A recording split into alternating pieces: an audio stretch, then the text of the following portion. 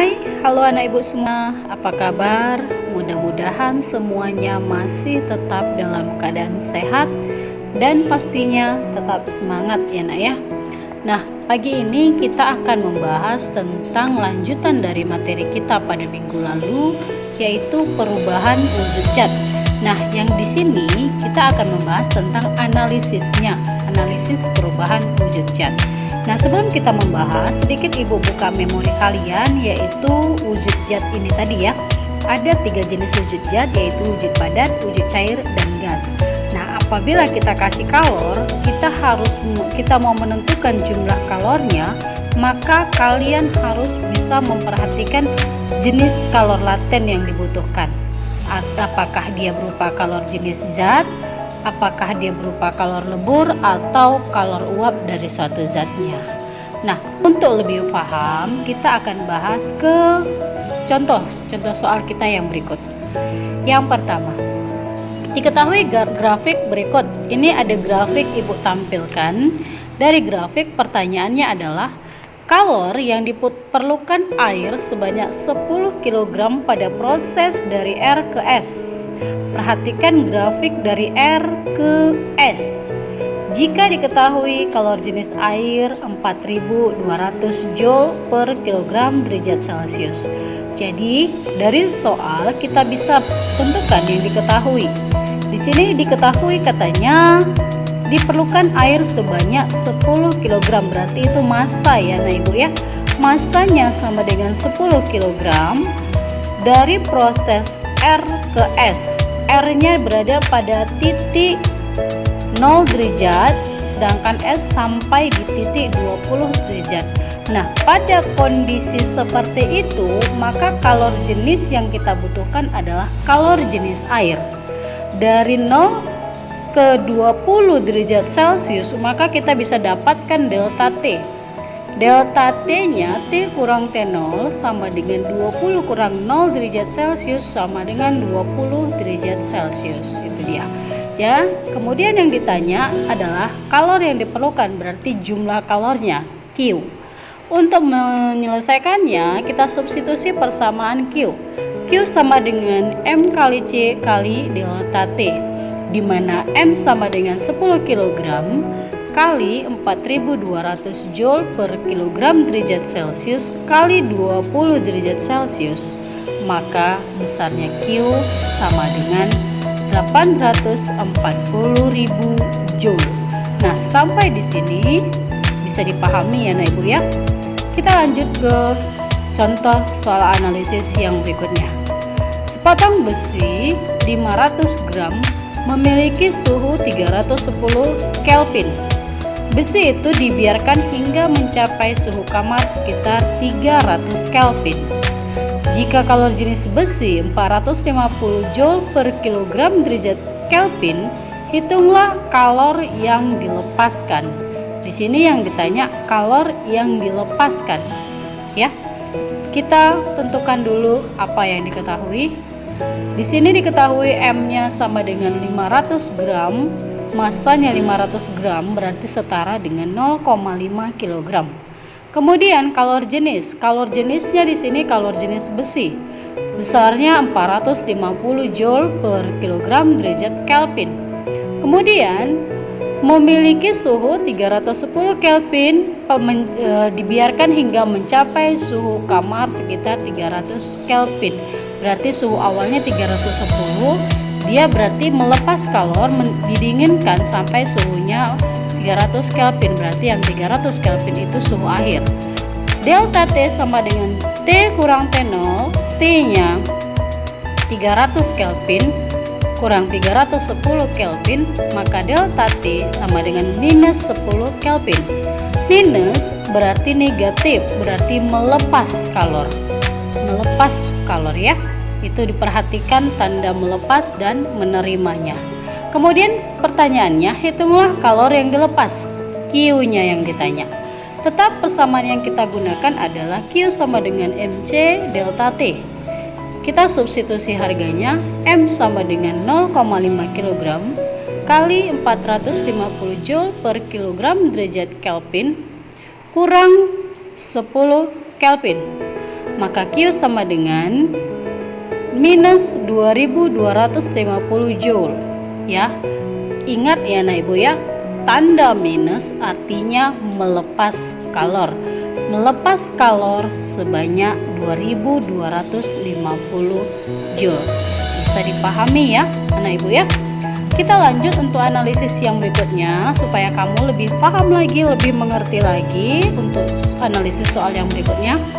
Jika kalor jenis S 2100 Joule per kilogram derajat Celcius, kalor jenis air 4200 Joule per kilogram derajat Celcius, dan kalor lebur es 340.000 Joule per kilogram, maka hitunglah jumlah kalori yang diperlukan untuk memanaskan. Perhatikan grafiknya, berarti di sini memanaskan 500 gram es.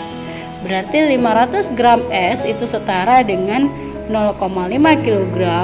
Untuk kalor jenisnya di sini sudah diketahui, kalor jenis es 2100 Joule per kilogram derajat Celcius, kalor jenis air 4200 Joule per kilogram derajat Celcius, sedangkan kalor lebur es 340.000 Joule per kilogram.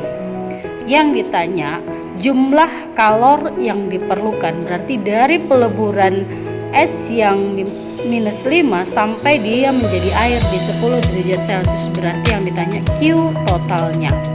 Nah, untuk menentukan Q total, maka di sini harus kita cari dulu Q1, Q2, dan Q3-nya ya.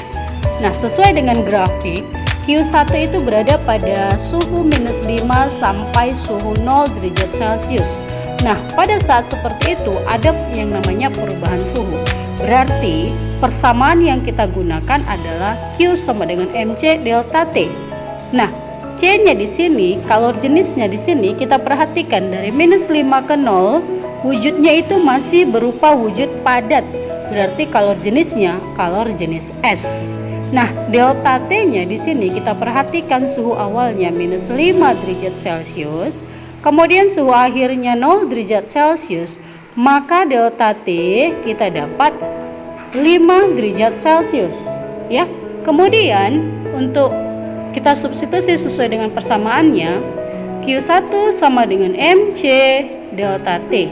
M-nya di sini 0,5 kg kali kalor jenis S-nya 2100 Joule per kilogram derajat Celcius kali delta T-nya 5 derajat Celcius, maka Q1 sama dengan 5250 Joule. Nah, setelah kita dapatkan hasilnya Q1, kita perhatikan Q2-nya. Q2 berada pada suhu 0 derajat Celcius. Berarti di situ tidak ada perubahan suhu. Maka persamaan apa yang kita gunakan? Q sama dengan M kali L, di mana L itu adalah kalor lebur. Untuk meleburkan dia yang tadinya padat menjadi cair seluruhnya, kita gunakan kalor lebur air ya. Kita substitusi persamaannya, Q2 sama dengan M kali L, M-nya sama dengan 0,5 kg kali 340.000 Joule per kilogram, maka Q2 sama dengan 170.000 Joule. Nah, setelah kita dapatkan Q1 dan Q2, kemudian kita perhatikan lagi grafiknya. Dari titik 0 sampai titik 10 derajat Celcius untuk Q3, berarti di sini ada perubahan suhu ya Nak ya. Untuk perubahan suhu berarti kita cari delta T-nya. Nah, kita perhatikan suhu awal pada Q3. Suhu awalnya 0 derajat Celcius, suhu akhirnya 10 derajat Celcius, berarti delta T bisa kita dapat 10 derajat Celcius. Adanya perubahan suhu, maka persamaan jumlah kalori yang kita gunakan di sini, Q sama dengan M kali C kali delta T. Nah, yang perlu kamu perhatikan di sini adalah kalor jenisnya. Pada saat suhu 0 sampai 10 derajat Celcius, di situ sudah berupa air ya Nak ya. Jadi kalor jenis yang kamu gunakan juga kalor jenis air. Nah, kalor jenis air berapa? 4200 Joule per kilogram derajat Celcius kali delta T-nya tadi sudah dapat 10 derajat Celcius. Maka Q3 sebesarnya 0,5 kg kali 4200 Joule per kilogram derajat Celcius kali 10 derajat Celcius, maka Q3 sama dengan 21.000 Joule. Nah, untuk Q1, Q2 dan Q3 sudah kita dapatkan, sehingga bisa kita hasilkan Q totalnya. Kita substitusi persamaan Q total. Q total sama dengan Q1 tambah Q2 tambah Q3. Kita substitusi harganya. Q1 nya 5250 Joule tambah 170.000 Joule tambah 21.000 Joule, maka Q total besarnya 196.250 Joule. Nah, anak ibu, sampai di situ mungkin ibu harap kamu sudah bisa paham ya. Nah, untuk melatih mengasah kemampuan kamu lagi supaya lebih paham lagi, di sini ada 2 latihan kamu yang ibu lampirkan. Ibu harap kamu selesaikan ya, anak ibu ya. Baiklah, demikian saja pertemuan kita pada hari ini. Tetap dipelajari, tetap semangat, tetap fokus belajarnya, tetap sehat, tetap semangat. Terima kasih.